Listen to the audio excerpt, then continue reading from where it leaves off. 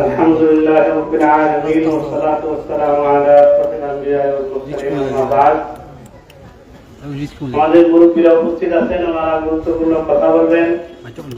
আজকে ফিলিস্তিনের গাজা এবং রাফাকে যেভাবে নিঃশেষ করে দেওয়া হয়েছে, এটা কি বর্বরতা, নির্মমতা, গণহত্যা বা এই ধরনের জঘন্যতম কোন শব্দ দ্বারা সংজ্ঞায়িত করা সম্ভব? সংগ্রামী তাওহীদি জনতা, আজকে পশ্চিমা বিশ্ব তাদের সাম্রাজ্য বিস্তার করার জন্য মানবতার কথা মুখে বলে, মানবতার স্লোগান দেয়, কিন্তু আজকে রাফা রক্ষার জন্য, গাজা রক্ষার জন্য তাদের নিম্নতম কোন ভূমিকা তো নাই, বরং তারা পরোক্ষ এবং প্রত্যক্ষভাবে নির্বিচারে ফিলিস্তিনের শিশু এবং নারীদেরকে, অসুস্থদেরকে হত্যা করার সহযোগিতা করে যাচ্ছে। আজকের সমাবেশ থেকে ঘোষণা করতে চাই, বর্তমান বিশ্বের সবচেয়ে বড় সন্ত্রাসী হল আমেরিকা এবং ডোনাল্ড ট্রাম্প।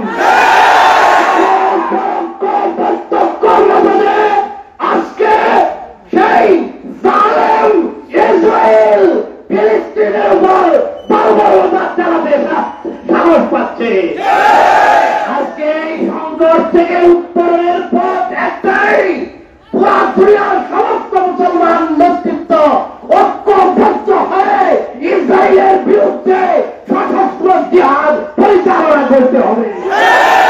বলতে কোনো দ্বিধা নেই, মুসলিম শাসকদের উপর বর্তমান পরিস্থিতিতে সশস্ত্র জিহাদ করা ফরজ। বিধান অবজ্ঞা করতে থাকলে ক্ষমতা লিপ্ত আরব শাসকদের কপালের দুর্গতি নেমে আসবে। আমরা আমাদের মুরব্বী, আমাদের রাহবার আল্লামা শাহ সালাহুদ্দিন নানুপুরি দামাত বারাকাতুহুম, জামিয়া ইসলামিয়া উবাইদিয়া এবং নানুপুরের সর্বস্তরের তাওহীদি জনতার পক্ষ থেকে আমাদের বুকের আকুল আবেদন থাকবে, আজকে বর্তমান বিশ্ব ব্যবস্থাপনা আমাদের হাত পা বেঁধে রেখেছে। আমাদের ফিলিস্তিনি ভাইদের জন্য আমাদের জীবন উৎসর্গ করতে বুকের তাজা রক্ত ঢেলে দিতে প্রস্তুত। বিশ্ব নেতৃত্বকে বলবো, আমাদের সরকারকে বলবো, আপনারা ঐক্যবদ্ধ হন, উদ্যোগ গ্রহণ করুন, সমস্ত সিদ্ধান্ত ভুলে দেন, পুরা দুনিয়ার মুসলমান ঐক্যবদ্ধ হয়ে ইসরায়েলের বিরুদ্ধে জিহাদ করবে।